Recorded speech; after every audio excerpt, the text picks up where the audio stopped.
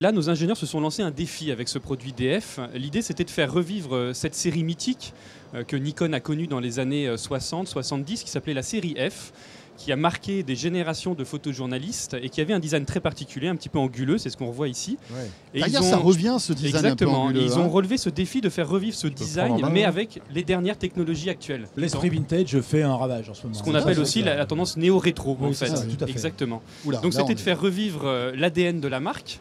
On le voit du coup au niveau des molettes, au niveau du look, au niveau du logo même, tout a été vraiment repris dans ces années-là, mais avec le dernier de la technologie actuelle. Et en l'occurrence, on s'est servi du D4, qui est vraiment le vaisseau amiral de la gamme Nikon, l'appareil photo pro par excellence, plébiscité maintenant depuis 2 ans par les photographes, qu'on a inséré dans ce boîtier-là. C'est-à-dire qu'on a repris le couple magique capteur-processeur du D4, qui encore une fois a fait ses preuves et qui a été miniaturisé pour tenir dans un boîtier qui, mine de rien, est plus petit qu'un D610. Donc c'est pour un réflexe, c'est un très petit réflexe, c'est même le plus petit réflexe full frame, donc plein format de la gamme Nikon, et également le plus léger. Donc c'est un très beau pari qu'ont réussi nos ingénieurs japonais. Mais ce retour comme ça vers le passé, ce côté un peu vintage, c'est quoi? C'est purement marketing ou il y a un apport technique réel? En fait, c'est que du design, là, on est d'accord. Autrement, Alors, après, tout le reste. Il y a beaucoup de design effectivement, et puis il y a aussi ce qu'on s'est dit, du coup la performance photo qui a été reprise du coup du D4.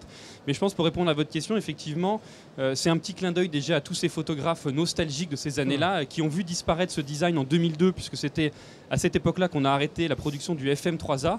Et depuis cette date, on a complètement arrêté ce design-là. Et il y a eu pas mal de demandes de la part des photographes, professionnels et experts, d'un retour vers cette série F. Pardon. Et je pense qu'il y a aussi un petit clin d'œil de nos ingénieurs qui voulaient se faire plaisir aussi et ressortir ces boîtiers mythiques.